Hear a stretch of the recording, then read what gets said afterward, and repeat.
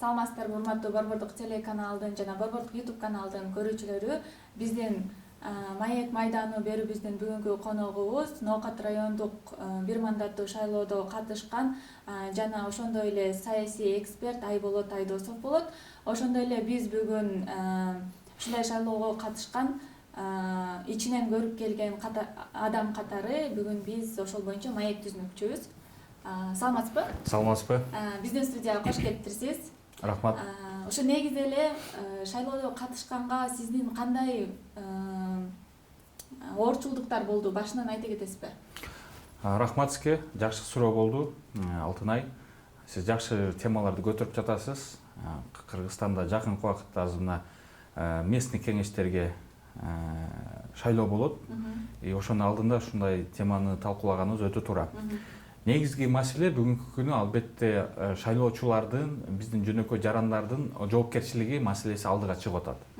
Анткени мамлекет тарабынан азыр бардык аракеттер болуп атат шайлоону таза, мыйзам жолунда өткөрүүгө.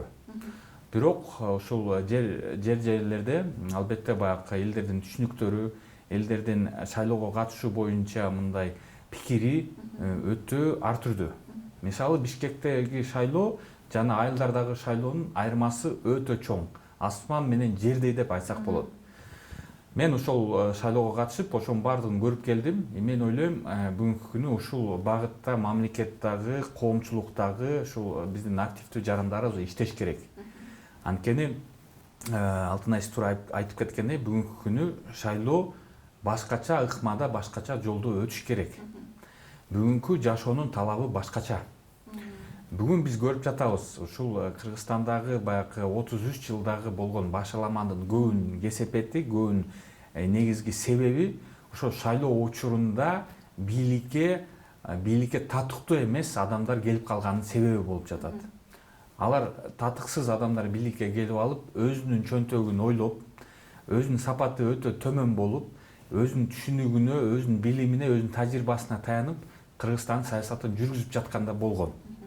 Ошол себептен ыплас, кандайдыр туура эмес нерселер саясатыбызда көп болуп жатат, бүгүнкү күнү деле деп айтсак болот.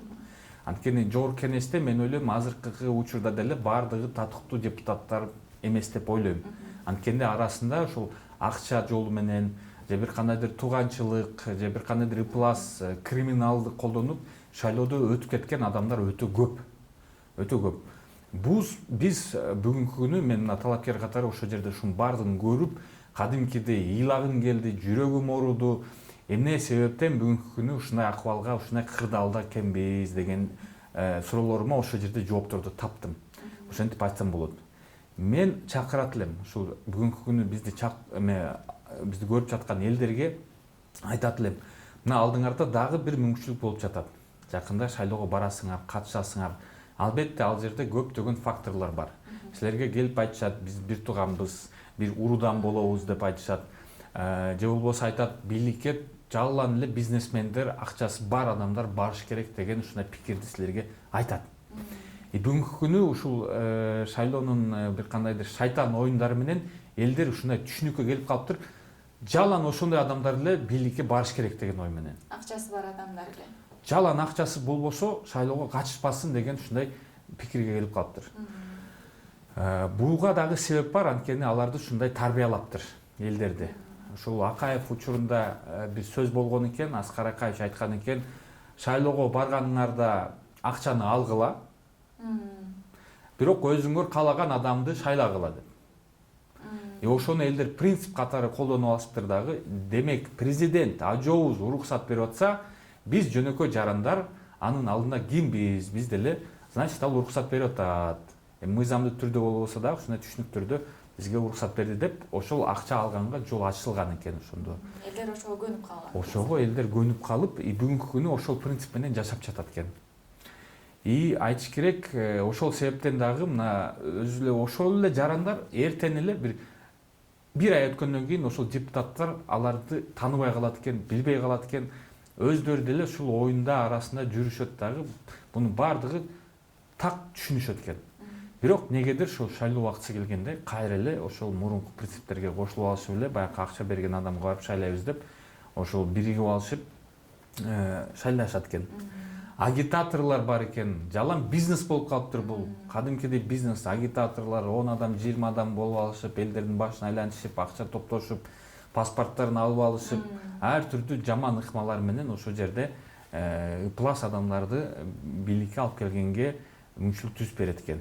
Негизи ошондо күчү жок же акчасы жок адам болгондо өтүү оор болуп калабы ошондо шайлоодон өтүү? Алтынай, сиз мындай өзөгү менен койдуңуз да суроону. Эң туура айтып атасыз. Биздин коомубузда, Кыргызстанда мына Кудай шүгүр 33 жылда мамлекеттин кызыкчылыгын, өлкөнүн кызыкчылыгын, элдин кызыкчылыгын ойлогон адамдар көп пайда болду. Ушул ар түрдүү мындай күрөш болуп жатып, ушундай адамдар бар биздин коомубузда. Алар өзүнүн кызыкчылыгынан элдин кызыкчылыгын алдыга койгон адамдар. Бирок тилекке каршы элдердин ушул бүгүнкү күнү түшүнүктөрү, баалуулуктары ушул кандайдыр ыплас нерселерге байланып калып, ал адамдарга мүмкүнчүлүк болбой атат. Болбой жатат. Буну ачык айтыш керек. Бирок ошол эле убакытта дагы бир кызыктуу нерсе, мен районумда жүргөнүмдө мен өтө кызыктуу нерсени көрдүм. Элдер бүгүнкү күнү мурдагыдай эмес экен. Мисалы 10 жыл мурун, 20 жыл мурун чынында элдер муктаж болсо, муктаж, акча керек, ун керек, май керек, анткени ошого жашоо байланган, балдары бар үйүндө, алар бир нерсе тамактаныш керек деп. Ошол учурда шайлоодо ошого сатылса, мүмкүн туура болуп, алар дагы өзүн өзү кечирет эле. Мына менде эч нерсе жок, эми кача ушул талапкерден кичине акча чыгарып алып, хотя бы бир ай адамдай жашайын деп. Бирок бүгүнкү күнү айылдарда элдер 2 этаж үйү бар экен. Үйүндө 2 машинасы бар. Акчам жок десе дагы мындай кичине үйүнө барып издешсе, дасторконунда мындай жакшына эле элдерди кабыл алат экен.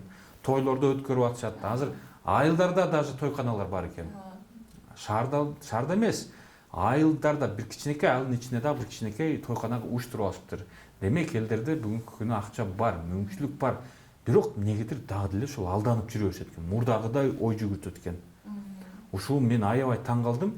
Ушуну көрүп алып, бир жагынан кейдим дагы. Элдер бир жагынан айтышат, бизге адилеттүү бийлик керек, бизге туура адамдар баш керек, татыктуу адамдар болуш керек, билимдүү болуш керек, сапаттуу болуш керек дейт. Бирок ошол шайлоо күнү келгенде кайра эле мурдагыдай шайлашат экен. Ошол эле учурда элдердин арасында, айылдарда, шаардарда ушундай адамдар пайда болуптур. Чынында шайлайбыз дегендер дагы. Татыктуу адам келсин бизге. Күчтүү адам келсин, ошону шайлайбыз, ошону көтөрөбүз деген адамдар дагы бар экен. Демек үмүт бар. Ошол адамдар бүгүнкү күнү көбөйүш керек экен. Мен ушул элдерге кайрылат элем. Эй, элдер, адам болгула, болду, жетишет, эми ушинтип эле жүрө беребизби? Өзүңөр айтасыңар, мына эмнеге мындай плас адамдар келди, эмнеге ар түрдүү жаман сөздөрдү сүйлөп коет, биздин намысыбызды түшүрүп коет, уят кылып коет деп. Өзүңөр болсо ошол шайлоо күнү эмнеге ошондой адамдарды тандайсыңар? Акчаңар өзүңөрдүкү деле бар, бутуңарга турдуңар, Россияга барып иштедиңер, Казакстанга барып иштедиңер, бизнес ачтыңар, магазиндерди ачтыңар. Эмнеге кайра алданып атасыңар? Эмне себептен? Бул нокат эле эмес, Кыргызстан боюнча. Таласка барсаң деле ушундай, Көлгө барсаң деле ушундай, мына Чүйдө деле ушундай. Кече шаардык шайлоо болду, шаардык шайлоодо дагы ушундай болду. Бул эмне деген жашоо? Болду, токтоткула. Ушундай калыптанып калган ойду кандай өзгөртсө болот? Негизи талапкерден деле чоң иш болуш керек, ушундай мен ушул адамга шайлайм, анткени бул элим үчүн, жерим үчүн иштеп берет деген үчүн ушундай ойду кантип элге калыптанса болот? Эң туура суроо бердиңиз. Бул жерде уже мындай маселени ачып бердик. Эми болсо ушунун чечимин издейлик. Кантип чечсек болот бул маселени? Албетте бул жерде мамлекеттин орду өтө чоң. Мамлекет бүгүнкү күнү чынында жакшы аракет кылып жатат. Мисалы, мурдагы шайлоодо административный ресурс деген нерсе бар эле. Ал кадимкидей иштетилип, колдонот эле.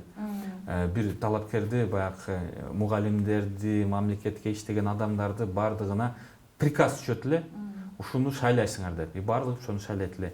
Күч органдарга да айтат эле, булар болсо бир жамандыктарды кылса, аларга көз жумгыла кыла берсин, бул биздин адамыбыз деп. Ошол нерселер бүгүнкү күнү токтотулду. Экинчи нерсе, Борбор шайлоо комиссиясы тарабынан дагы чоң аракет жасалды. Бардыгы азыр санарикке өттү. Шайлоо болгондон кийин эле ошол эле убакытта баягы байкоочулар көрө алат, ар бир участоктого канча адам катышты, канча адам кандайдыр бир талапкерге добуш берди. Демек, мамлекет тарабынан ушул эки чоң нерсе жасалды. Бирок бүгүнкү күнү мен ойлойм, мамлекет ушу менен токтобош керек. элибиздин өзү бул туура күчтүү адамдар парламентке, жогорку кеңешке, кеңештерге келсе, бул мамлекеттүүлүктү дагы күчөтүлөт. Муну ушундай көз карашта караш керек. Ал жерге активный адамдар келсе, мамлекетке каршы чыкпайт. Алар кайра ошол өзүнүн авторитети менен, артында турган адамдар менен мамлекетти күчөйт. Мамлекеттин саясаты күчтүүрөөк барат, элдерге тезирээк жетет. Ошондой көз караш менен карасак, албетте бул жерде мамлекет идеологиялык, пропагандалык, маалыматтык ишти жүргүзүш керек. Сизге окшогон журналисттерге кайрылыш керек. Коомдук пикирди түзгөн адамдарга кайрылыш керек. Лидеры мнений деген орусча сөз бар, баягы бир кандайдыр ушул 100 адамдын арасына бир күчтүү адам чыгат, ошонун баардыгы угушат. Ошондой адамдар менен иштеш керек. Аларга айтыш керек. Элдерге давай азыр жаңы түшүнүк таратайлык. Азыр болсо мына экономикабыз өсүп атат, мамлекетибиз өнүгүп атат, баардык тармакта өнүгүү болуп атат. Эми болсо саясий жакта дагы реформаларды жасайлык. Күчтүү адамдарды бийликке алып келгенге бир жол ачып берейлик деп. Бул болсо азыркы ажоолорубуздун, азыркы мамлекеттин, азыркы башчылардын дагы авторитетин, аброюн көтөрөт. Ушулар убактысында чыныгы реформалар башталып, мамлекетке күчтүү адамдар келе баштады деген бир кандайдыр ой пикир түзүлөт элдердин арасында дагы. Мен ойлойм, ушул ишти бүгүнкү күнү идеологиялык ишти жүргүзүш керекпиз. Идеологиялык дегенде баягы Советский Союздагы иш эмес, мындай баардык жерде элдерге айтылыш керек. Давайте таза адамдарды шайлайлык, токтотойлук, ыплас нерселерге барбайлык. Анан экинчи методика, албетте бул жерде күч органдары катуу иштеш керек. Мүмкүн баягы мыйзамдарга өзгөрүүлөрдү киргизиш керек, шайлоого байланыштуу. Коррупция, баягы подкуп деген эмне деген түшүнүктү кеңейтиш керек. Анткени ал жерде азыр баягы агитаторлор аркылуу подкупка аракет кылып атышат, агитаторго зарплатаны көбүрөөк берип койсо, ал зарплатасынан акчаны таратып атат. Мисалы, ошол нерселерди дагы токтотуш керек. Ошол жерлерге да бөгөт коюш керек, штраф коюш керек, может быть, даже бир какой-то убакытка чейин түрмөгө отуруш керек, же пробационный надзор деп бир жерге иштетиш керек аны. Ошондой адамдарды азайтыш керек. Ошондой таасирди азайтсак, чыныгы күчтүү адамдар келсе, биздин мамлекетибиз азыркыдан дагы 10 эсе күчтүү өнүккөнгө мүмкүнчүлүк түзүлөт. Ошол эле убакытта ушул өзүнүн жашоосун ушул мамлекетке арнаган адамдарга дагы үмүт пайда болот. Мына карагылачы, ушуна бизге окшогон адамдар бийликке келе баштады. Демек, биз дагы барып катышайлык, биз дагы ачсак мүмкүн биз дагы өтүп кетебиз деген ойлор пайда болот. Ушул сиздин оюңуз боюнча мамлекет үчүн иштейм деген талапкер кандай болуш керек? Мамлекет үчүн иштейм деген талапкер, менин оюмда, мисалы Америка, Кошмо Штаттар Америкада өзүнчө бир критерийлери бар да, мындай расмий критерий бар, баягы 35 жашка чейин, 35 жаштан кийин качса болот, андай мындай деген бир талап. Бирок ошол эле учурда дагы мындай башка талаптар бар. Мисалы, биринчи орунда ал үй бүлөлүү болуш керек, үй-бүлөсү болуш керек, аялы, балдары болуш керек. Экинчисинде ушул мамлекетке иштеген киши болуш керек, мамлекетте бир кандайдыр убакыт иштеген, билими болуш керек, албетте биринчи орунда билими болуш керек.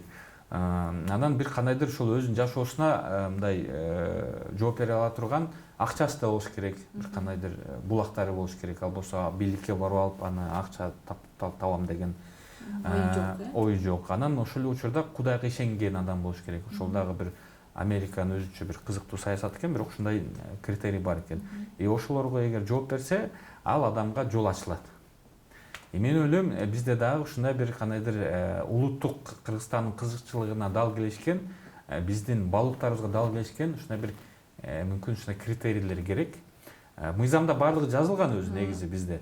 Бирок андан да тышкары ушундай бир талаптарды мүмкүн мыйзам түрүндө же расмий эмес болсо дагы ушундай талаптар болсо жакшы болот эле деп ойлойм. Анткени үй бүлөлүү адам келсе, албетте ал болсо өзүнүн баласы бар, ал ойлойт, эртең ушул балам ушул мамлекетте жашайт, буга дагы ушунун келечегине иштеп берейин дейт. Бир кандайдыр финансылык булактары болсо, ошол жерге барып алып креслого илешип алып эле ошодон акча табам деген ой болбойт. Эгер ушул баягы мамлекетке иштеген адам болсо, ал болсо билими бар, түшүнүгү бар, мамлекет кантип иштейт, айылга барып алып дөдүрөп ар түрдүү сөздөрдү айтпайт. Ал түшүнөт, могу жерде мындай саясат болуп атат, бул жерде колдоп коюш керек. Могу жерде туура эмес болуп атат, бул жерде токтотуп коюш керек деген ушундай түшүнүгү пайда болот. Эгер билимдүү болсо, албетте анын ой жүгүртүүсү дагы башкача болот, кем болот. Ал түшүнүгү башкача болот. Анан көчөдөн эле барып алып эле кичине базарда иштеп, анан баягы бир ыплас жолдор менен байып алган адамдардын ой жүгүртүүсү, мировоззрениясы, башкача. пикири вообще башкача болот. Алар бизнес менен ойлойт, бизнес категория менен. Ал элдерди бир товар катары көрөт. Мына 100 адамды сатып алдым, могу жерде дагы 500 адам бар экен, аларды сатып алыш керекмин. Сатып алсам 600 адам болот, анан 600 адамды буларга сатам, андай мындай деп ойлор менен барган адам силерди элим эч качан ойлобойт. Демек эң башкысы ички дүйнөсү таза жана мындай өзүнүн балдарын ойлосо, демек ал өлкөнү да ойлойт деген ойдосуз да. Анан мен бул жерге да кошуп кетиш керек, албетте кыргыз тилди билиш керек. Кыргыз тилди билиш керек. Ал эме жок. Кыргыз болобу, орус болобу, уйгур болобу, баардыгы кыргыз тилди билиш керек. Биз Кыргызстанда жашап жатабыз. Бул жерде эң биринчи тил бул биздин улуттук тилибиз. Мүмкүн дагы өнүгүп кетсе, тарыхыбызды да билиш керек. Тарыхыбызды да, Кыргызстан тарыхын, Кыргызстан балыктарын билген адамдар эгер бийликке барса, орус болсо дагы, уйгур болсо дагы, бирок ушундай түшүнүктөр болсо, ал мамлекетке каршы иштебейт деген бир пикир айтсак болот.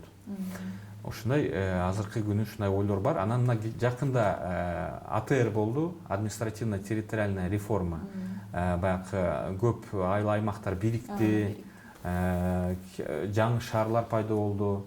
Мисалы Шамалды Сай деген шаардык статус алды. Ушул эле Чүй областында азыр мына Бишкекке Алымедин району кошулду, Сокулук району кошулду. Албетте алардын кеңештери дагы азыр кошулуп атат шаарга. И жакынкы убакытта мына ноябрда чоң шайлоо алдыбызда турат. Чоң шайлоо алдыбызда турат. Бул шайлоо өтө принципиалдуу шайлоо, анткени азыр кандай депутаттар келсе, ушул айылдарда, райондордо, областтарда кандай саясат жүргүзүлөт деген маселе турат. Ушул жерде албетте жакшы адамдарды эгер шайлай алсак, алар болсо ушул чынында айылдардын, элдердин кызыкчылыгын ойлогон адамдар болсо, эми Бишкек борбор азыр жакшы эле өнүгүп жатат. Ошол өнүгүү айылдарга да жетет. Айылдарга жетет. Ошого биз болсо мына азыркы учурда ушу элдерибиз ушул бир кандайдыр өздөрү үйүндө отуруп ушуну ойлош керек. Ойлош керек. Бул мүмкүн мурда ушундай эле баягы мамлекет өзүнчө, мен өзүнчө деген бир ой пикир түзүлгөн, анткени ошол себептен дагы баягы бизде төңкөрүштөр болуп жүргөн, анткени мамлекет элдердин кызыкчылыгын ойлобой калган учурда ушундай нерселер болуп кетет. Бирок бүгүнкү күнү жакшы катуу аракеттер болуп атат ушул элдерге бир кандайдыр жакшы жашоо түз бергенге.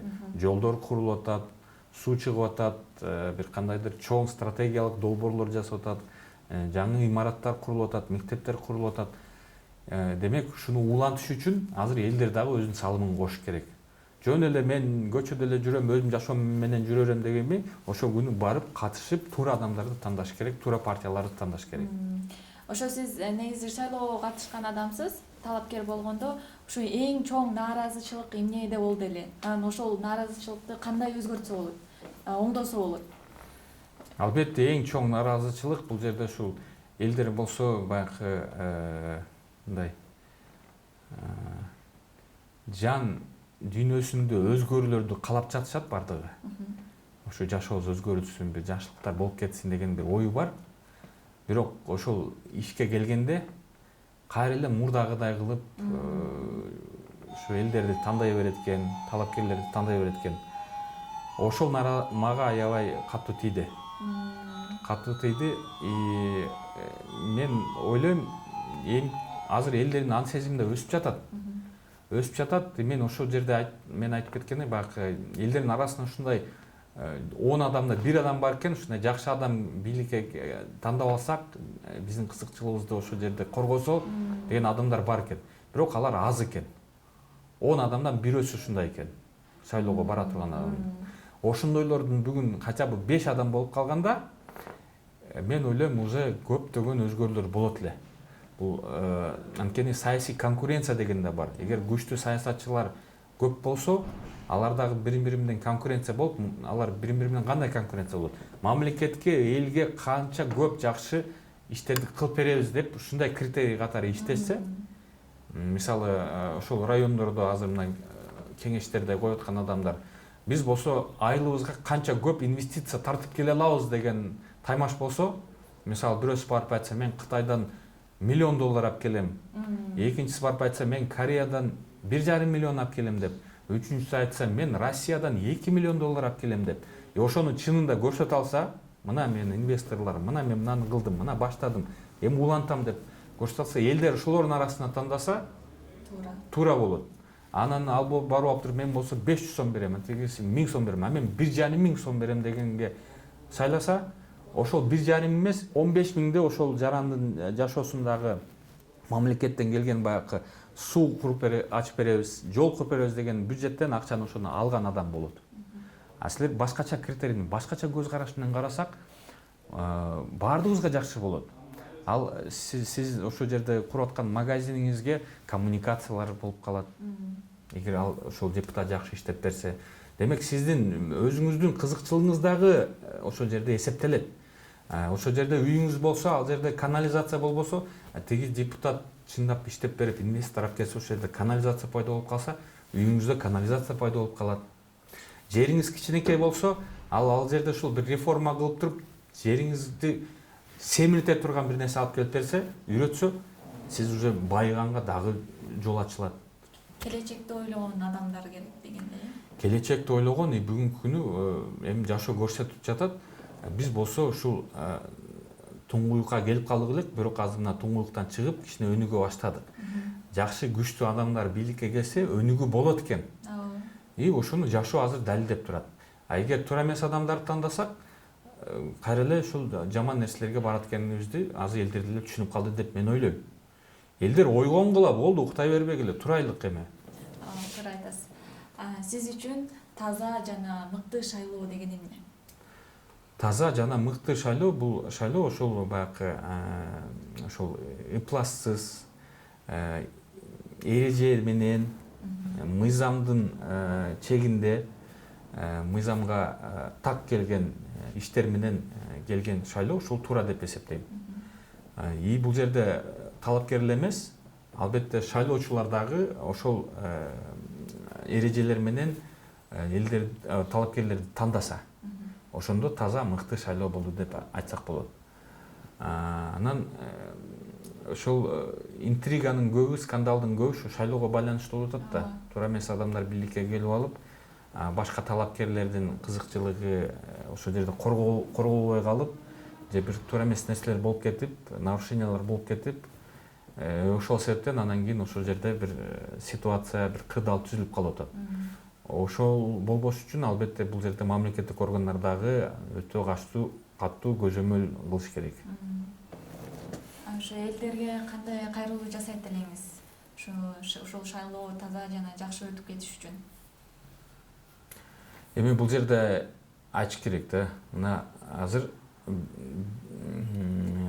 Кыргызстан эми ар түрдүү көз караш менен караганыбыз менен салыштырмалуу башка мамлекеттерге, Борбор Азиядагы, бизде бүгүнкү күнү демократия бар. Биз эркин мамлекетпиз, эркин элбиз. Бизде көптөгөн мүмкүнчүлүктөр бар өзүбүздүн укуктарыбызды коргогонго. И биз ойлобош керекпиз, мен жалгыз болсом, менин колумдан эч нерсе келбейт деп. Бул ойдон алыс болуш керекпиз. Анткени Кыргызстан тарыхы дагы далилдеп турат. Ошол бир адамдын нааразычылыгынан бир чоң сел болуп кетиши мүмкүн. Бир адамдын нааразычылыгы менен, эгер ушул нааразычылык элдердин арасына тараса, ал селге айланышы мүмкүн. Ошол себептен мен чакырат элем элдерге, ар бир жараныбызга. Бүгүн силердин колуңарда толук мүмкүнчүлүк бар. Жашооңорду өзгөрткөнгө, келечегиңерди дагы жакшыртканга, балдарыңардын келечегиңерди куруп бергенге толук колуңарда мүмкүнчүлүк бар. Аялбы, эркекпи, карыябы, чоң апабы, колуңарда азыр ушул мүмкүнчүлүк толук келет. Ага эч ким аны өзгөртө албайт. Эч ким. Бир Кудай Алла Таала өзгөртө алат, башка эч ким өзгөртө албайт. Ушуну толук түшүнүш керек элдер. Эгер ушул түшүнүк кирсе, элдер түшүнүш керек, эми силердин колуңарда чоң жоопкерчилик бар. Бул жоопкерчиликке айланат. эгер ушул адам түшүнө алса. Ошол жоопкерчиликти туура колдонуш керек. Бул жоопкерчиликти кандай колдонуш керек? Акчага сатылбай, ошол бир кандайдыр таттуу сөздөргө, бир кандайдыр өткөн жашоодогу бир сөздөргө ишенбей, жүрөгүңөргө эмес, көп айтат жүрөгүңөргө жакын адамды тандагыла деп. Жок, силер жоопкерчилик алып атасыңар. Бирөө күлүп койсо ага эмес, жүрөгүңөр жаап калды деп. Жок, программасын алгыла, сүрөтүн карагыла, жазган сөздөрүн карагыла, интернетте чукулап издегиле, мурда кайсы жерде иштеген, ким болгон, ошонун баардыгын изилдегиле, салыштыргыла. Керек болсо анын досторуна таанышыңар болсо же туугандарын таанысаңар, алардан сурагыла, бул кандай киши, буга ишенсе болобу, көп береби, мурдагы иштерин карагыла, эмне кылган, вообще колунан келеби бир нерсе. Ошону карап туруп тандагыла. И ошондо эгер силер туура тандап алсаңар, ошол киши силерге эртең иштеп берет. А эгер силер мурдагыдай эле, бул менин бир сөөгүбүз экен, бир уру экенбиз, бул миллионер экен, акча бериптир, буну тиякта колдоп атыптыр, булар колдоп атыптыр деген түшүнүк менен барсаңар, тишиңерди соруп, өзүңөрдү күнөөлөп отургула. Демек шайлоочуда деле чоң жоопкерчилик жана чоң жумуш бар турбайбы? Ошонун баарын карап, изилдеп, биз негизи кыргыздар ушул жакшы сүйлөдү, ушул мындай проект аябай мыкты экен деп эле барып шайлап коебуз го. Бул жашоо уже өттү. Өткөн жашоо менен жашабайлык. Бүгүнкү жашоонун талабы башкача. Бүгүн баардыгыбыз жашабыз келип атат, ушул өнүккөн мамлекеттерде жашабыз келип атат.